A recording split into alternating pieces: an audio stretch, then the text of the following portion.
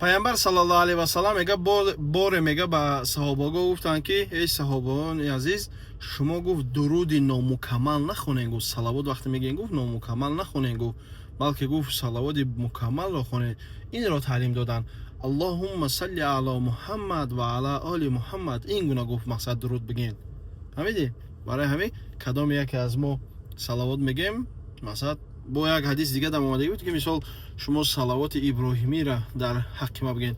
аллоҳумма салли ала сайидина муҳаммад ва ала оли муҳаммад кама саллайта ала иброҳим ва ала оли иброҳим иннака ҳамидун маҷид.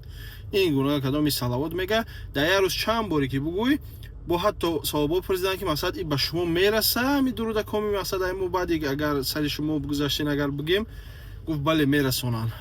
бинен кадом ки дуруда мехона ба рӯи поки пайғамбар мона мерасида фалони ибни фалони қадар дуруд ҳамин рӯз барои то гуфт. барои ҳамин шурӯъ кун.